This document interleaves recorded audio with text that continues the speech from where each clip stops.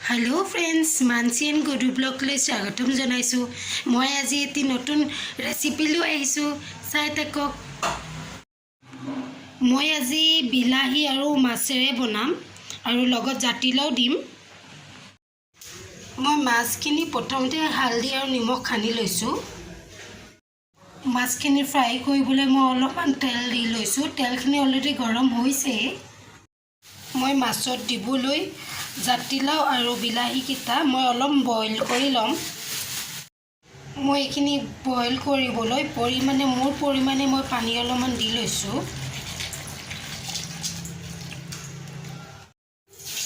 আপোনালোকে চাই লব আপোনালোকৰ যিমানটো সবজি হয় ইমানটো পৰিমাণে পানী দি লব মই মাছত দিবলৈ কেইদিনমান কেঁচা জলকীয়া পিঁয়াজ আৰু আদা নহৰু পিচি লৈছো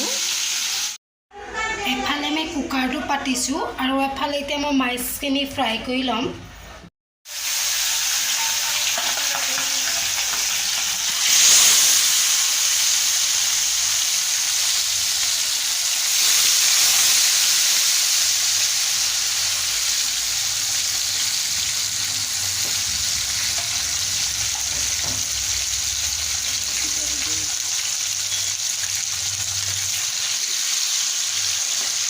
A few moments later. মোৰ জাতিলাও আৰু বিলাহীখিনি বইল হৈ গ'ল এইখিনি মই এতিয়া এটা বাটিত উলিয়াই ল'ম লগতে মই মাছখিনি ধুনীয়াকৈ ফ্ৰাই কৰি ল'লোঁ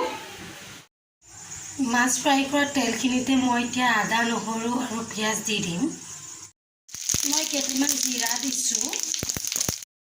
কেঁচা জলকীয়া আৰু পিঁয়াজ দি লৈছোঁ ইয়াত মই পিচি থোৱা আদা নহৰু পেষ্ট অলপমান দি দিছোঁ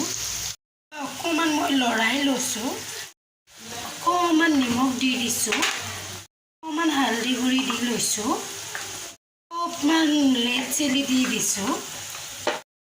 আপোনালোকে জিৰা পাউডাৰো দিব পাৰে মই ধনিয়া গুড়ি অলপমান দি লৈছোঁ মই এইখিনি ভালকৈ লৰাই পিনি অলপমান দেৰি এনেকৈ থ'ম ইয়াত মই বইল কৰা জাতিলাওখিনি দি ল'লোঁ লগতে বিলাহী অলপমানো দি দিলোঁ মই এইখিনি অলপমান দেৰি ৰঙচুৱা হোৱালৈকে থৈ দিম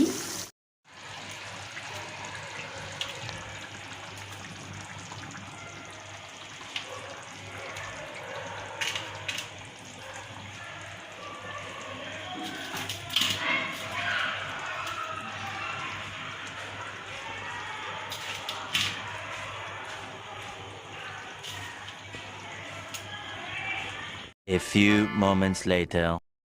ফাইনেলি মোৰ মাছৰ চব্জিখন হৈ গ'ল আজি যদি মোৰ ৰেচিপিটো ভাল লাগিছে আপোনালোকে সাবস্ক্ৰাইব আৰু শ্বেয়াৰ কৰি দিব আজিলৈ বাই বাই